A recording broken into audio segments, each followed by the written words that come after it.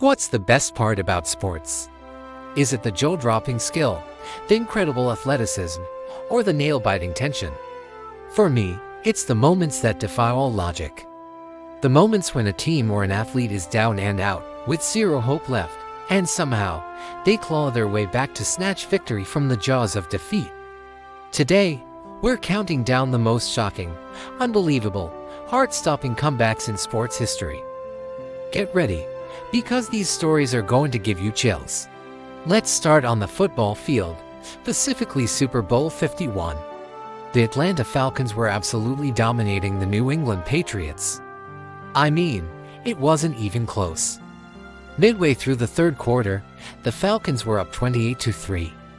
Fans were leaving the stadium, journalists were writing their headlines, and the city of Atlanta was preparing for a victory parade. It felt like a done deal.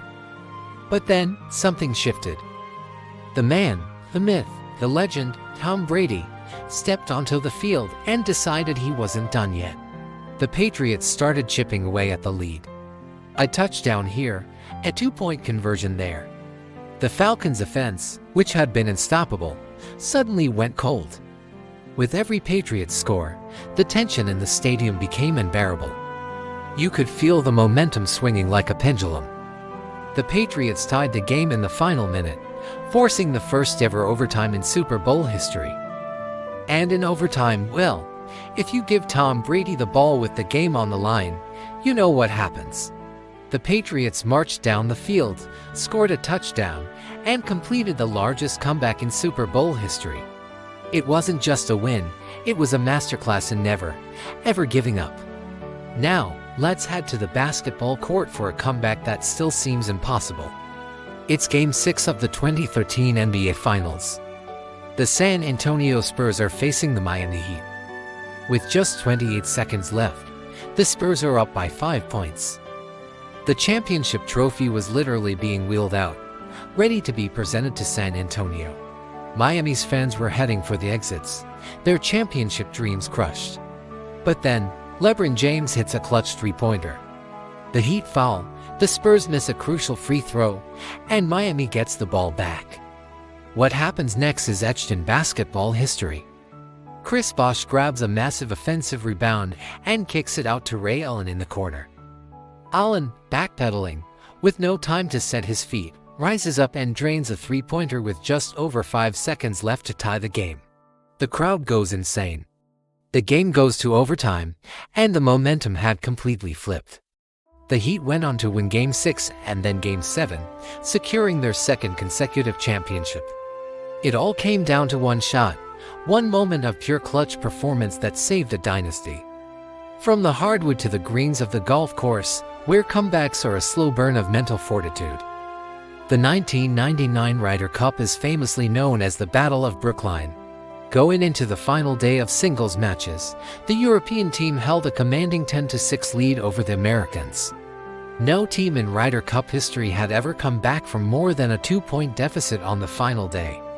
The experts had written off the U.S. team. It looked hopeless.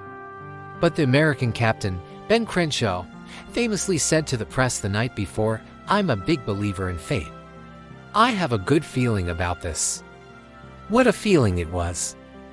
On that final Sunday, the Americans came out on fire. They started winning match after match, and with each victory, the roar of the home crowd grew louder. The comeback culminated on the 17th green. Justin Leonard was facing a monstrous 45-foot putt. A putt he had to make to have any chance. And he sinks it. The American team and the crowd erupt in one of the most chaotic celebrations ever seen in golf. That putt essentially sealed the deal, completing the largest and most improbable comeback in Ryder Cup history. Now for a story that's not just about one game, but an entire season. In 2004, the Boston Red Sox were facing their hated rivals, the New York Yankees, in the American League Championship Series. And it was pure misery for Boston fans. The Red Sox were down 3-0 in a best-of-7 series. Let me put that in perspective. No team in the history of Major League Baseball had ever come back from a 3-0 deficit. It was over. The infamous curse of the Bambino seemed destined to continue. In Game 4, they were losing in the ninth inning, just 3 outs away from being swept. But then came the rally.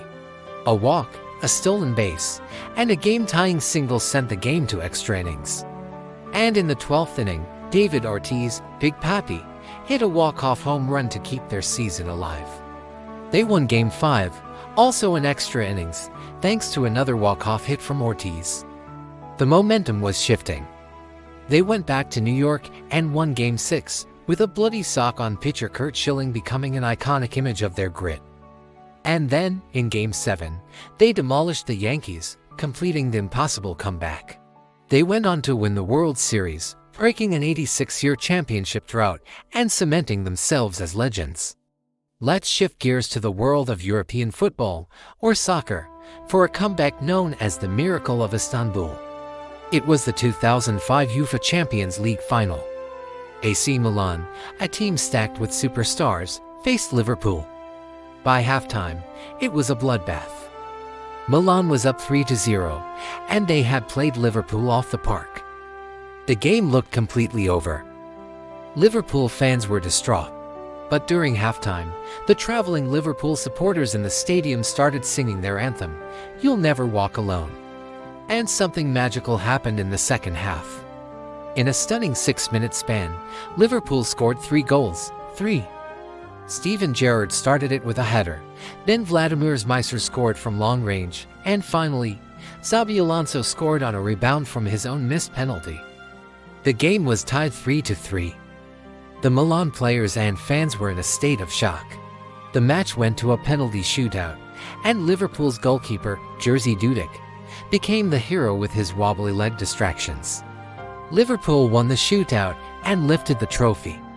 From being dead and buried at halftime to becoming champions of Europe, it remains one of the most breathtaking turnarounds the sport has ever witnessed. Finally, we can't talk about comebacks without mentioning one of the greatest boxers of all time, Muhammad Ali. In 1974, he fought George Foreman in a bout famously dubbed the Rumble in the Jungle. Foreman was the undefeated, undisputed heavyweight champion of the world. He was younger, stronger, and had knocked out his previous opponents with terrifying ease. Everyone thought Ali was past his prime and was walking into a certain defeat. The fight started, and Ali did something no one expected. He went to the ropes and just covered up, letting Foreman punch himself out. This strategy, which he later called the rope-a-dope, was incredibly risky. For 7 rounds, Foreman unleashed a torrent of powerful punches, with Ali absorbing the punishment, taunting him, telling him, "Is that all you got, George?"